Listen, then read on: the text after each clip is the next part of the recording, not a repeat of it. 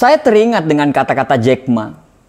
Orang-orang yang bermental miskin itu adalah orang-orang yang susah dilayani. Diberi sebuah peluang dengan gratis, mereka pikir itu jebakan. Ditawarkan investasi kecil, katanya hasilnya tidak besar. Ditawarkan investasi yang besar, katanya mereka nggak punya modal. Diajak melakukan hal-hal yang baru, mereka berpikir bahwa mereka tidak punya pengalaman. Diajak bisnis tradisional, katanya persaingannya itu berat sekali di luaran.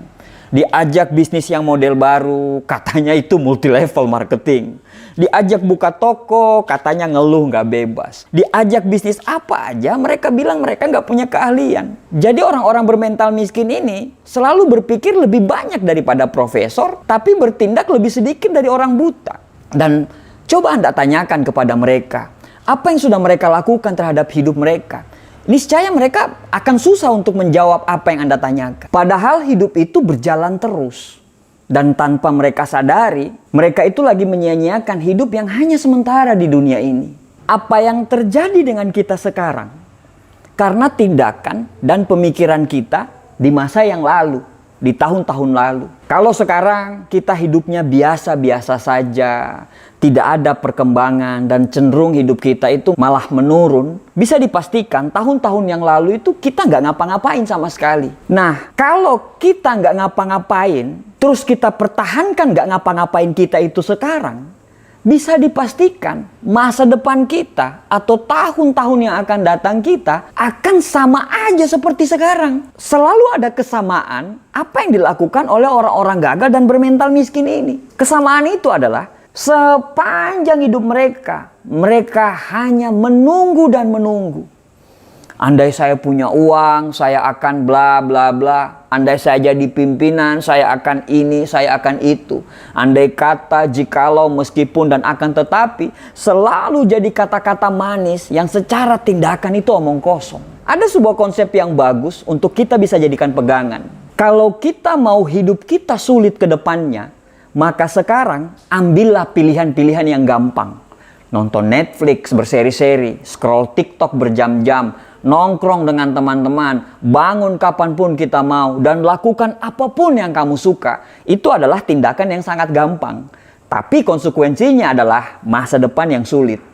Atau kita mau mengambil pilihan yang kedua, yaitu kalau mau kehidupan ke depan kita gampang, maka sekarang kamu harus mengambil pilihan-pilihan yang sulit. Bikin rencana hidup, disiplin terhadap waktu, belajar hal-hal yang baru tanpa melupakan untuk mempertajam ilmu-ilmu yang lama, berteman dengan orang-orang yang mau diajak bertumbuh. Dan itu semua adalah pilihan-pilihan yang sulit. Tapi dengan pilihan-pilihan tersebut, insya Allah hidup ke depan kita itu akan jadi gampang. Merasa berdosalah ketika kamu melakukan hal-hal yang tidak bermanfaat. Hindarilah hal-hal yang tidak bermanfaat, makan makanan yang sehat, tidur yang teratur. Ya susah memang, tapi insya Allah hal-hal yang sulit yang kamu jalani itu akan membuat hidupmu gampang ke depannya. Dan gampang di masa-masa yang akan datang. Setiap tindakan selalu siaplah dengan konsekuensinya. Mau gampang sekarang sulit ke depannya, atau mau sulit sekarang gampang ke depannya. Itu semua pilihan hidup. Dan dari semua pilihan itu tidak ada yang salah. Tapi bersiaplah dengan konsekuensinya. Susah memang dibedakan mana orang yang serius mau berubah dan orang yang cuman ngomongnya doang yang besar. Kamu tahu kalau hidupmu masih serba kekurangan, tapi kamu malah tidak mau kerja keras. Kamu tahu kalau sukses itu butuh perjuangan dan kegagalan, tapi kerjamu hanya mengeluh dan banyak protes. Kamu tahu kalau kamu kurang, tapi justru kamu bangga dengan kekuranganmu itu. Bahkan parahnya, kekurangan itu justru kamu jadikan alasan pembenaran kenapa kamu masih seperti ini. Ya wajarlah dia sukses, dia akan punya modal, sedangkan saya, ya wajarlah orang tuanya kaya, sedangkan saya, ya wajarlah dia didukung, sedangkan saya, ya wajarlah maklumlah mereka yang pantas apalah dan bla bla bla bla bla. Banyak sekali alasan yang Anda ungkapkan. Padahal setiap orang itu pasti punya perangnya masing-masing loh. Kamu berperang dengan perangmu sendiri, begitu juga mereka. Mereka berperang dengan perangnya masing-masing. Setiap orang ada dengan masalahnya masing-masing. Bedanya kamu menyerah dan mereka masih menyelesaikan masalah mereka dan mereka tidak pernah keluar dari arena pertempuran. Kalau kamu tidak berjuang, terus apa yang mau dimenangkan? Akhirnya orang-orang sukses dan kita lagi-lagi tidak sukses. Setelah melihat mereka sukses, apa kata kita? Wajarlah, mereka kan beda. Ya iyalah beda. Orang-orang sukses itu pasti berbeda. Perbedaan tidak selalu yang terbaik, tapi yang terbaik pasti berbeda. Bukan beda makanannya, karena mereka pun makan apa yang seperti kita makan. Bukan beda dari kecerdasan. Terkadang orang-orang sukses itu justru kepintaran dan kecerdasannya itu jauh di bawah kita.